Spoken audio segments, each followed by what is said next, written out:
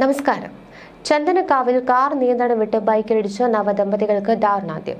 ഇക്ബാൽ നഗറിലെ വലിയ പീടികയ്ക്കൽ മുഹമ്മദ് സിദ്ദിഖ് 32കാരനായ ഇക്ബാൽ നഗറിലെ വലിയ പീടികയ്ക്കൽ മുഹമ്മദ് സിദ്ദിഖ് 25കാരിയായ ഭാര്യ റീഷ എം മൻസൂർ എന്നിവരാണ് മരിച്ചത്.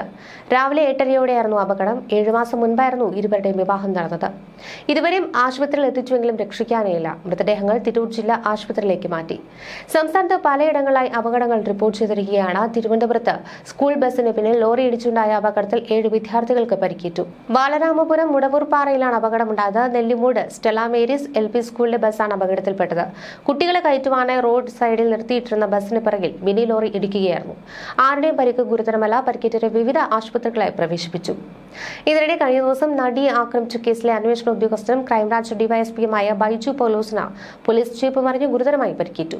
തൃശൂർ കുട്ടനെല്ലൂരിൽ വെച്ച് ദേശീയപാതയോട് ചേർന്നായിരുന്നു അപകടമുണ്ടായത്. ഡിവൈഎസ്പിയുടെ വലത് കൈക്ക് ഒടിവുണ്ട്. അദ്ദേഹത്തെ ജൂബിലി മിഷൻ ആശുപത്രിയിലാണ് പ്രവേശിപ്പിച്ചിരിക്കുന്നത്.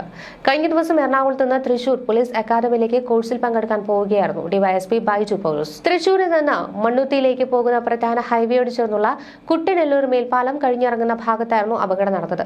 അപകടം നടക്കുന്ന സമയത്ത് പ്രദേശത്ത് കനത്ത മഴയായിരുന്നു. കനത്ത മഴയിൽ വാഹന നിയന്ത്രണം നഷ്ടപ്പെട്ട് ഹൈവേയിൽ നിന്ന് തെന്നിമാറി റോഡരികിലെ പൊന്തക്കാട് കടന്ന് വലിയ കാനയിലേക്ക് പതിക്കുകയായിരുന്നു. നിയന്ത്രണം നഷ്ടപ്പെട്ട ജീപ്പ് പൂർണ്ണമായും കാനയിൽ പതിച്ച നിലയിലായിരുന്നു.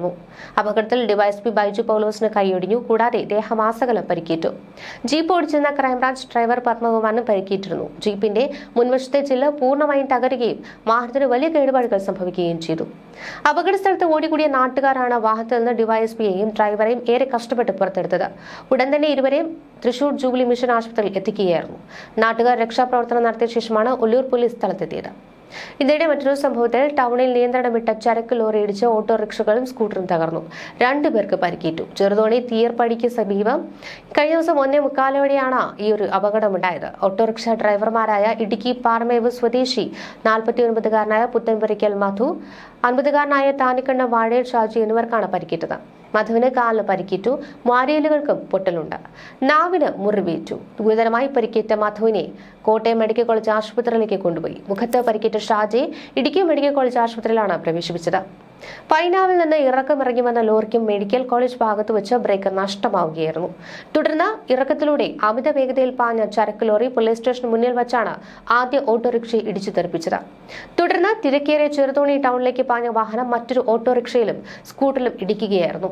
പിന്നീട് CPM ജില്ലാ കമ്മിറ്റി ഓഫീസിന് മുന്നിൽ റോഡ് വീതി കൂട്ടുന്നതിനായി മണ്ണും പാറയും നീക്കിയ ഭാഗത്തേക്ക് കയറി നിൽക്കുകയായിരുന്നു.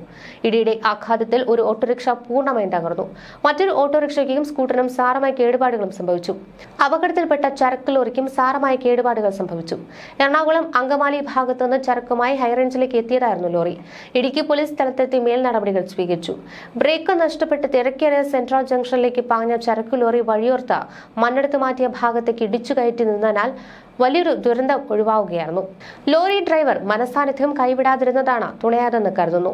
ടൗണിൽ കഴിഞ്ഞ ദിവസം മന്ത്രി AB രാജേഷ് പങ്കെടുക്കുന്ന വികസന സദസ്സടക്കം ഏതാനും പൊതുപരിപാടികൾ ഉണ്ടായിരുന്നു. ഇവയിൽ പങ്കെടുക്കാൻ എത്തിയവരുടെയും വാഹനങ്ങളുടെയും തിരക്കും ഈ സമയം സെൻട്രൽ ജംഗ്ഷനിൽ അനുഭവപ്പെട്ടിരുന്നു. പൈനാവിൽ നിന്ന് പാറമേവ് ഇറങ്ങി ചെറുതോണിയിലേക്ക് വരുന്ന ചരക്ക് വാഹനങ്ങൾ മെഡിക്കൽ കോളേജിനും പോലീസ് സ്റ്റേഷനും മധ്യേ അപകടത്തിൽപ്പെടുന്നത് പതിവാണ്.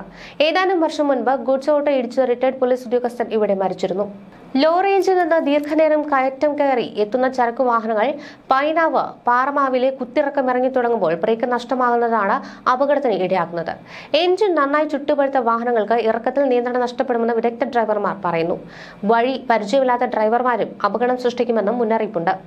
ദീർഘനേരം ഓടിയെത്തുന്ന വാഹനങ്ങൾ ഇറക്കമിറങ്ങുന്നതിന് മുൻപ് അല്പനേരം നിർത്തിയിട്ടാൽ അപകടങ്ങൾ ഒരു പരിധിവരെ ഒഴിവാക്കാം.